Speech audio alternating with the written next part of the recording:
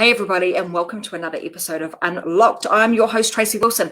In about 60 seconds, we are going to be going live, and I have got an amazing guest with me today, Tony Park, who is going to be joining me all the way from Tasmania, Australia.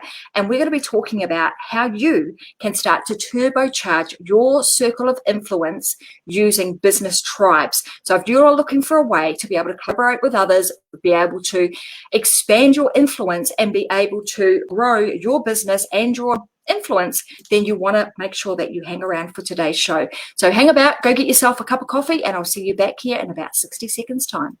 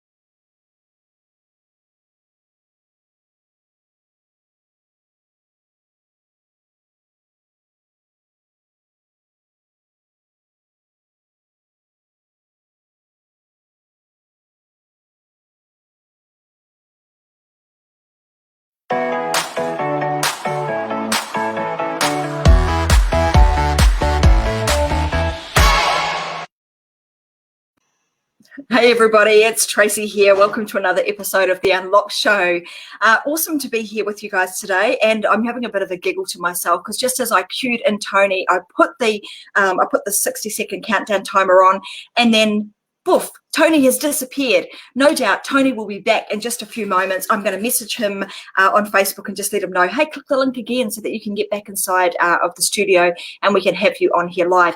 Now, let me tell you a little bit about Tony. So when he does come back, Tony Park is actually, he dropped out. He's now good. He's going to come back. Here he is. He's like, oh, disappeared. Look at that. Boom.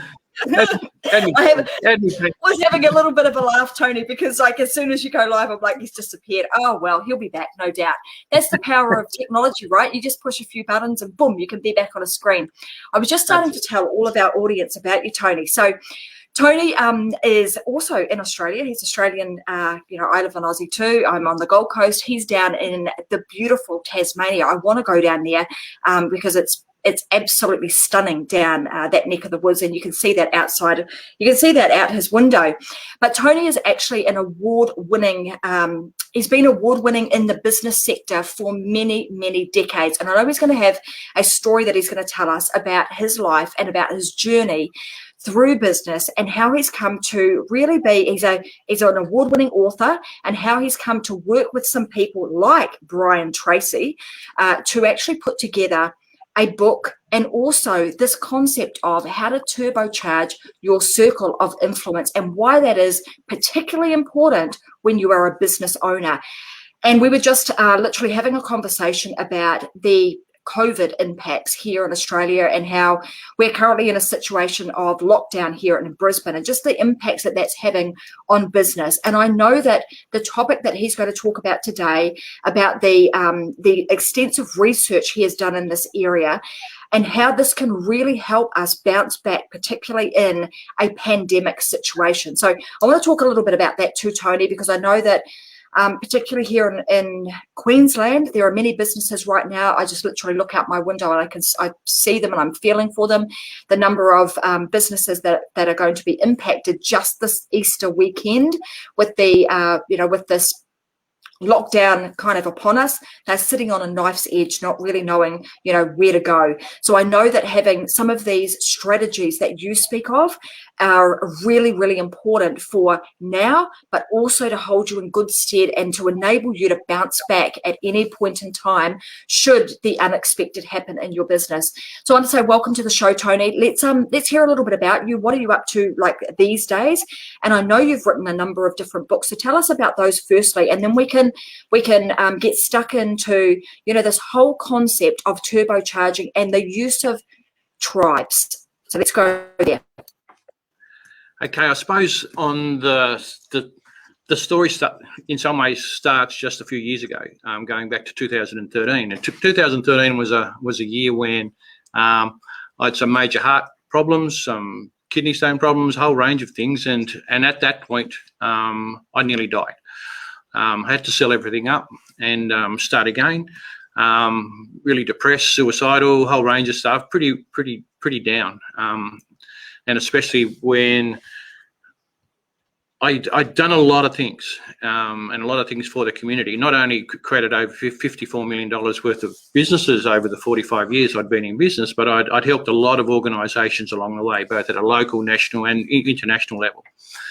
So at that time, I had time to reflect on those positive things, as you do. You get off the mat and you think, yep, I did these really cool things.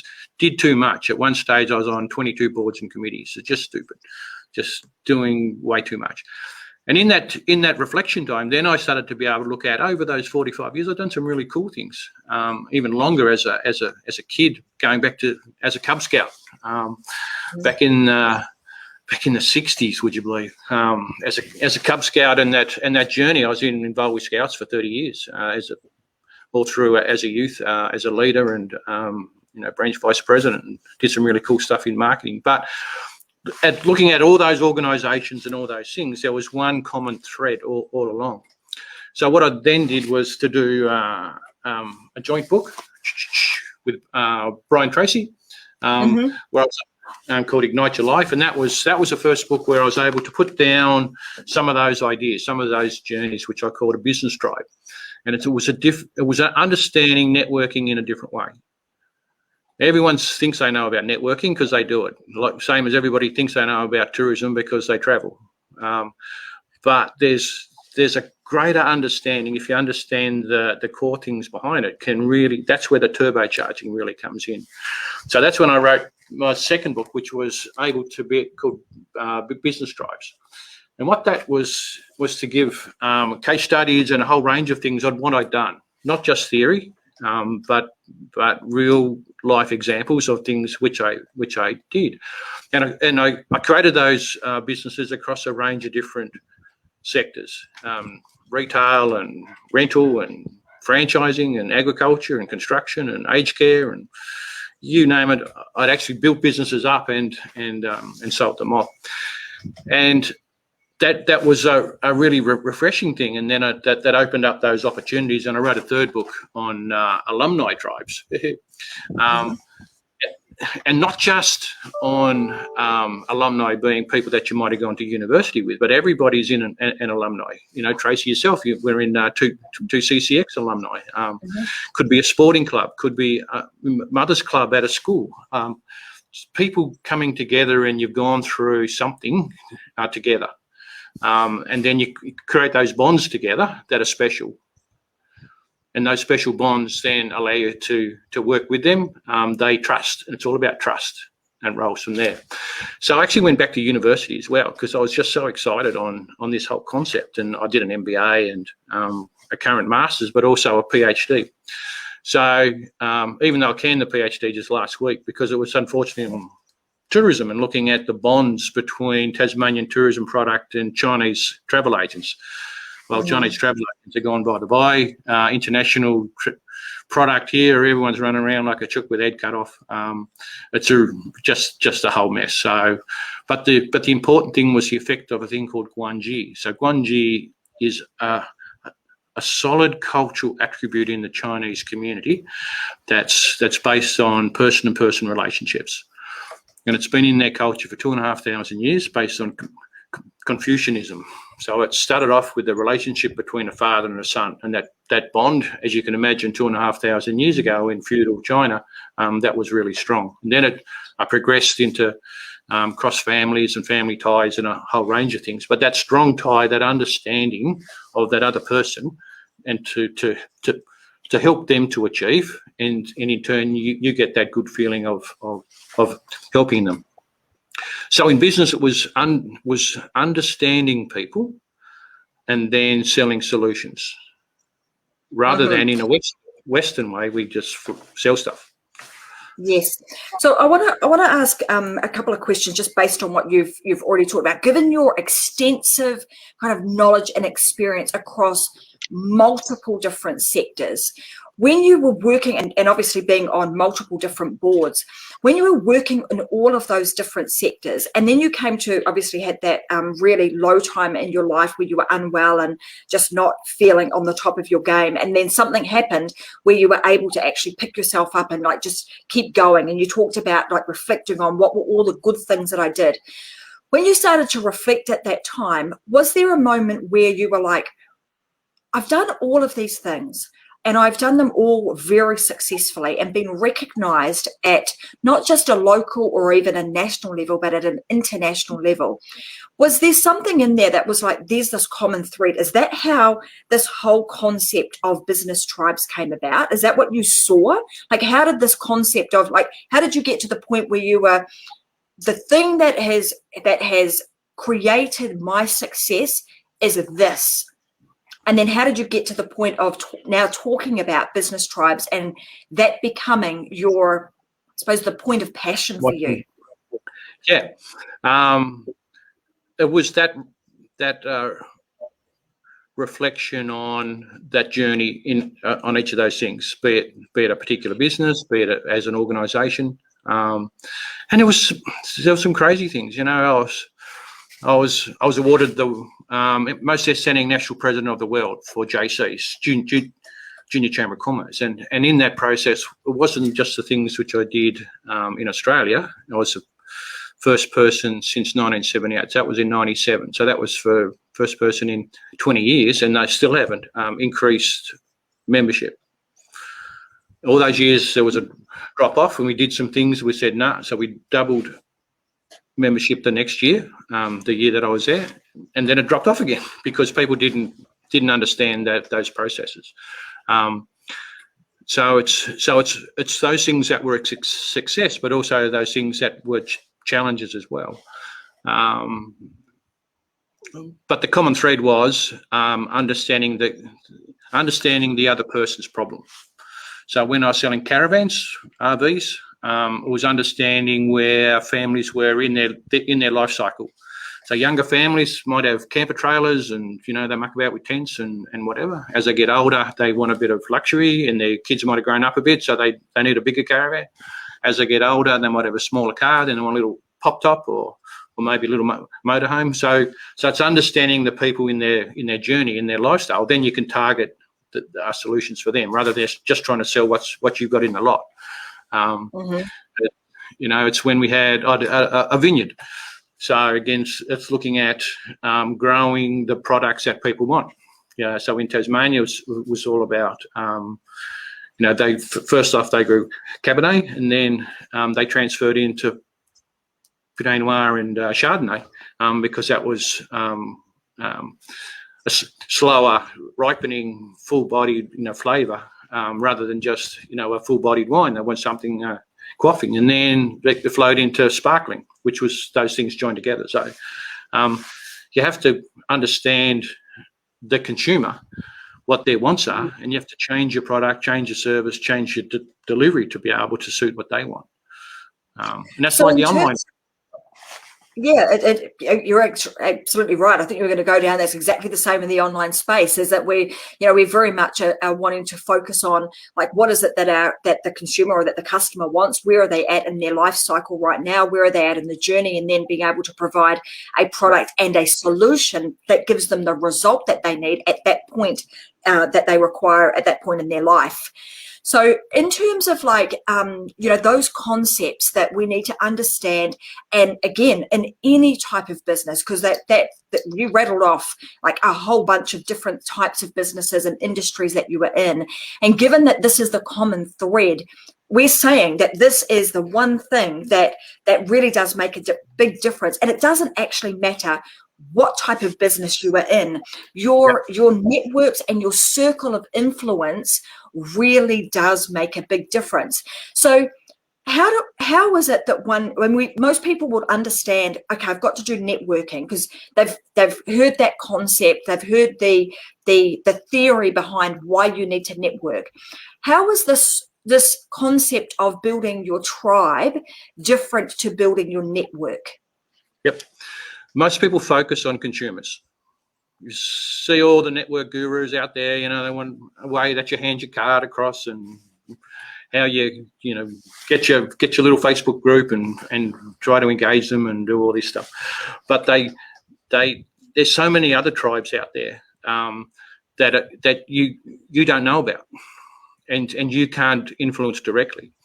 So first off, in a business, it's just not the consumers that you've got. You can have your list and sell things too, but it's people like your employees.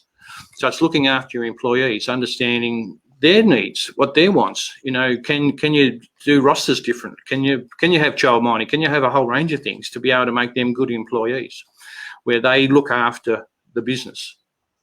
So again, it's you looking after them, they look after you. And you can save a lot of money, save a lot of stuff. And so there's a whole theory on how looking after employees directly increases your profit. But there's more, because they've got friends.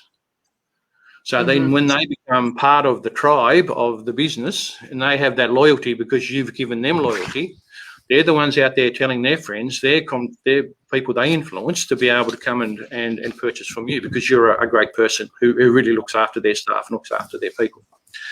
Suppliers. So I got a whole range of case studies on understanding suppliers, and a lot of businesses see suppliers as a cost center. They want to screw them down. They want to get the best price. However, you can actually reduce your costs so much more by looking after our suppliers, have a communication with your suppliers. So when I was in construction, had a process on plaster sheeting.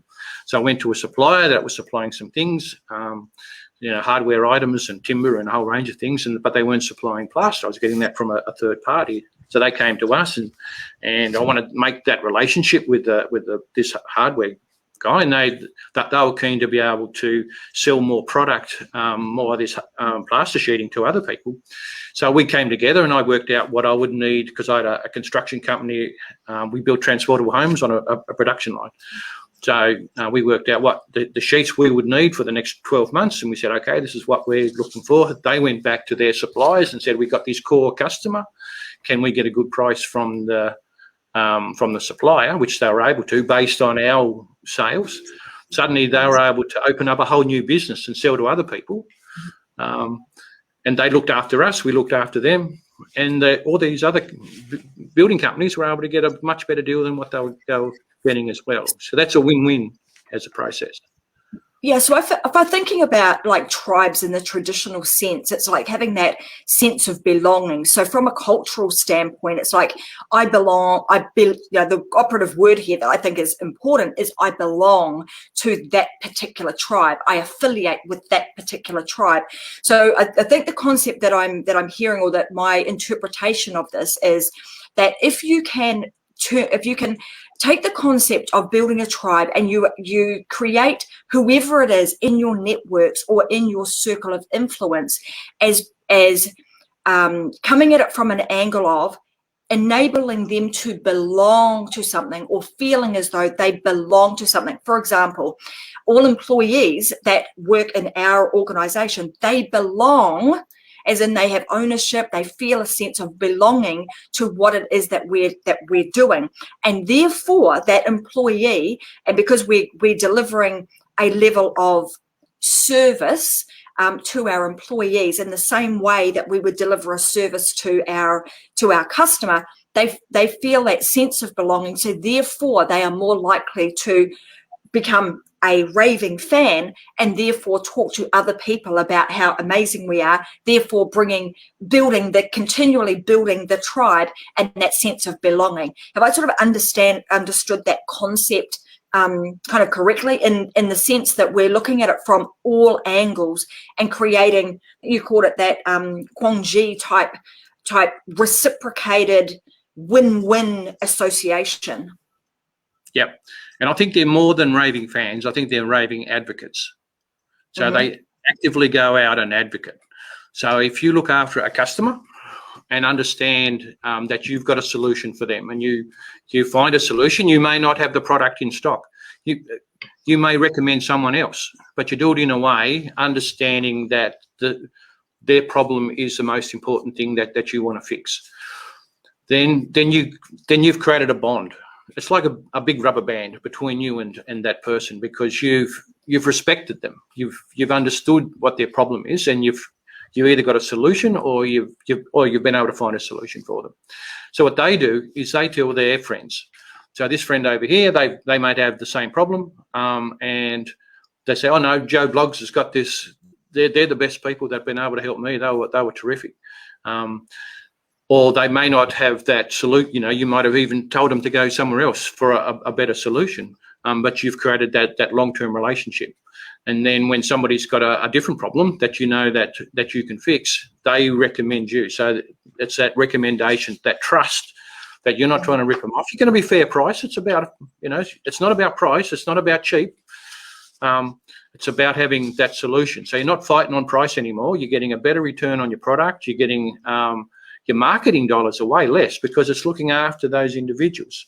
So as an example, which I've got in the book, is that if you've got, one person that you look after, they've got, even if they've got 10 or 100, 100 people who they know, and they're raving advocates, so they're an advocate for you. Suddenly there's another 100 people who you don't know who may become customers.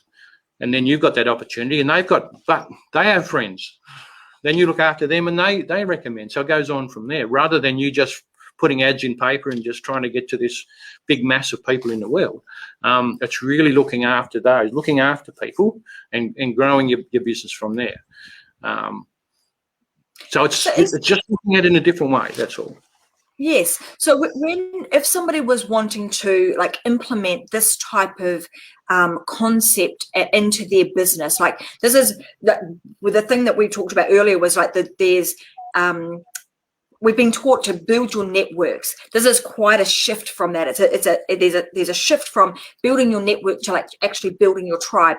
If somebody wanted to implement this methodology into their business, how would they go about doing that? Is there a framework or a system that they would kind of think through and start creating their plan or their approach to start building their tribes? Yep, there's 5 steps. 5 steps. So the first is to understand the tribes around you, because without understanding who they are, you can't then look to understand what their problems are. So it's understanding the tribes, then finding out what the people around you, what their problems are. The second stage is then to engage with them. So it's no good saying, okay, they're out there, but you've actually got to engage them. You've got to sit down with employees. You've got to sit down in a professional engagement on a person-to-person basis. We're about helping each other. What can we do to help you? And there's a whole bunch of stories. There is enough. I've got so many stories, but there's just not enough time to go through all the stories. But it's engaging with them. But you also got to maintain that engagement. You just can't ask them and then it's finished. You've got to maintain that and have that discussion, have that respect. It's all about respect. See how they're going and that two-way thing to be able to. And then then you can start to see how you can make money out of them, because you're trying to offer solutions, not fighting on price. Price doesn't come into it. And so there's a whole range of things where you can actually make more money for your business, a lot more money for your business, focusing on solutions. And then the last step, that's the turbocharging, is understanding ways to be able to, once they become advocates, is for them to influence other people. And now you're trying to then suddenly increase that circle of influence, not just this little customer base, not just this little list, but a whole range of different tribes all over the place, and they've got tribes. So suddenly there's heaps and heaps of people that you're engaging, all based on that same good feeling, on that trying to understand their problems and give them solutions at a good price. So if I understand these 5 kind of processes, so at stage number 1 or at phase 1, we were understanding the tribes around us and like what are their problems. So whether that be your employees, whether it's your business partners, whether it's your strategic partners, whether it's joint venture partnerships, whether it's your customers, whether it's the customers that your customers actually serve, because you use the example of your suppliers. Like, if you can look after them, you don't know who those suppliers also deal with. That could potentially be a circle within the circle, is sort of what you're sort of describing, is like how it just ricochets out. It's that ripple effect. And then the next piece being like, how do you engage with those? So all of your different stakeholders within those specific tribes, how do I engage with them, and how do I maintain my my relationship and continue to nurture that relationship on a long-term basis, not just be let's have a conversation one day and hope that that's enough to, see us through for the next 10 years. It's like actually building an ongoing relationship with them. And then the third, refresh my memory, the third one was around that mutual respect. It's like having that level of mutual respect where it's a win-win for both of us.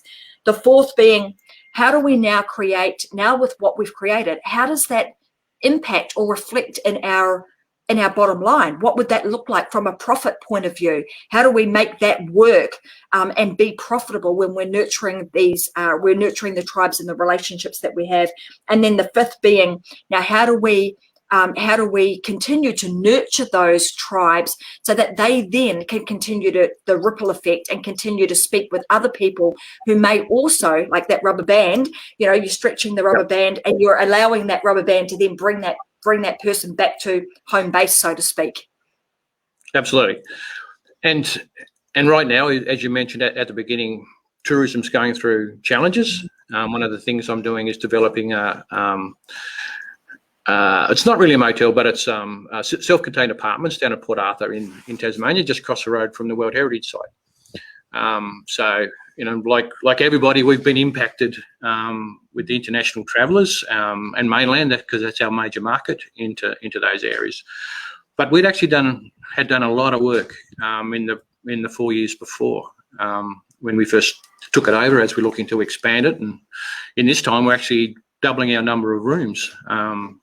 Right now, because we've got huge demand that we've created because our relationships with local organisations, with scouting groups, with cystic fibrosis, with the whole range of not for profits. Because I did a program which I did before with another company, had Cozy Cabins, where we give away free nights in the winter. Because the rooms are empty. We give free nights to these organisations. It doesn't cost us anything because they were empty anyway. So there's a cost of cleaning and linen hire, but it's minimal. But it's us helping those organisations. And then in the pandemic, once people are able to move around a bit, they will come and visit us. Yeah. So it's just making one of those relationships between there. But even more with tourism, with that consumer tribe, they all tell their friends. So we've got this great relationship in the Tasmanian community that we're good people, that we help these people, and it just increases our sales, that we're not relying on other advertising price all the time. That we're a great place. Come down. You don't have to advertise. So just people come. But it gets even better right now. The relationships with travel agents are just so important. So we're the only company in that whole southeast region of Tasmania that has a relationship with travel agents. And you can say, travel agents, when you add commission and third-party commissions, it was nearly 35% that we give away or cost, or we see that as that's what we have to do to build those relationships, because tourism, you make your money in the low season. You don't make it in the high season. In the high season, you're full. Once you're full, you're full. You can't get fuller than full. So when I had a company, we were the largest tourism accommodation place in all of Tasmania. So Cozy Cabins, we had seven locations of my own that I sold to Discovery Holiday Parks, and another 13 in a franchising system. And our average occupancy was 80% for the year. I sold to Discovery. They bought it for a whole different reason, but their occupancy was less than 50% within 2 years. because they had this concept that that the summer was that major focus. And most businesses, tourism business on the mainland are that. But that relationships with travel agents is what you're able to build up in the shoulder in the low periods. So a bit of commission in the summer and you roll from there. So it's that relationship that makes more money for those people. Absolutely. And just, yep. I was going to say, just building on that, I mean, I want to give an opportunity, because this show obviously is going out on multiple different channels and it's heard all around the world. I want to, I suppose, give you an opportunity to talk about Tasmania even just before we dial out, and like the reasons that, you know, people, when all of this is over, the reasons that people should come to Australia, and even for Australians who are listening now, you know, for us to start supporting locally and start traveling around our own country and supporting, you know, the tourism industry, because it's been hit really badly in this pandemic sort of situation. And like I said, I opened the show with it's probably going to hit really bad, particularly in Queensland over this Easter break. So I know how important it is, given that this is a business show, and there are families at the end of every single one of those businesses. There is a person who came up with that concept, came up with the idea, put their heart and soul into building whatever that business was, and now for a lot of them, they are all kind of teetering on a knife's edge as to whether or not they will potentially even be open next week. So I just wanted to make sure that, you know, when we're thinking about spending our dollars, that we're thinking about, you know, how do we support our local businesses, and how do we ensure that they continue to be able to survive? Because although, you know, I had this conversation with my husband, even though, you know, this pandemic and locking down may have saved a lot of lives in terms of, you know, not having COVID being spread, but unfortunately we're going to see the ramifications of that and lives lost in other areas, with depression, you know, with what you talked about, you know, people wanting to take their own lives because things get really, really tough. So I just want to make sure that we're extending our arms around our business community as much as we possibly can, and we're supporting them through these times. So I know Tasmania is a beautiful place to go that I want to get to, and I want to encourage people to also, you know, get in touch with Tony. And as you've heard today, he's got, you know, he operates a lot of different businesses. He knows a lot of people, and if you want some assistance in terms of any of those, Tony Park would be the person to get hold of. And if I can just leave with some quotes, which I've really brings it all back together. So the first one is, the first one is, mine's a mush at the minute, that people don't care how much you know until they know how much you care. So you can be the biggest business in the world, but it doesn't really matter unless the consumer, unless your employee, unless the suppliers feel cared about as well. Mm-hmm. And that's when you can all work together and that's the basis of the tribe. And another one which was a really strong one as I grew these different businesses and organisations was that you can't predict the future, but you can create it. Too many people just sit and wait for this bolt of lightning to come and make a change somehow. You know, they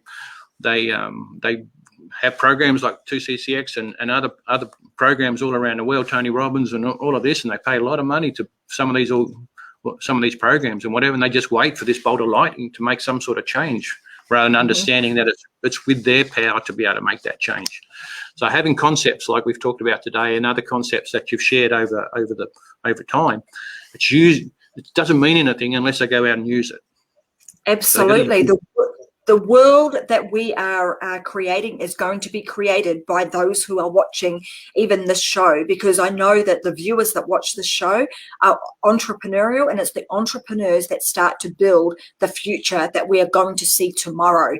So, you know, encourage you all to just, if you've got an idea or a concept that and you don't know how to bring it to fruition, then you get in touch with somebody that can help you bring that to fruition, because that's required.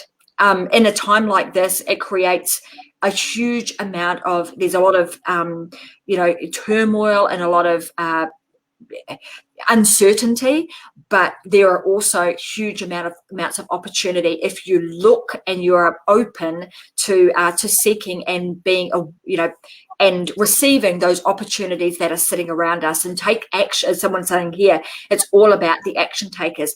Take some action, because now is the time to do it.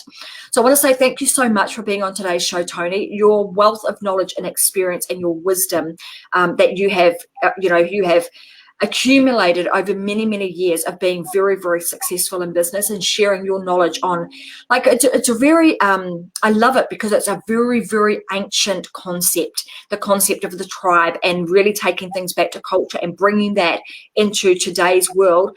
None of that has gone away. It's very much alive and strong, but it's forgotten in a lot of places. And I love the fact that you're bringing that, bringing that back to the forefront, and that you're sharing with us today those 5 steps that we can do to implement the tribal system into our business. So thank you so much for being here and for sharing your knowledge.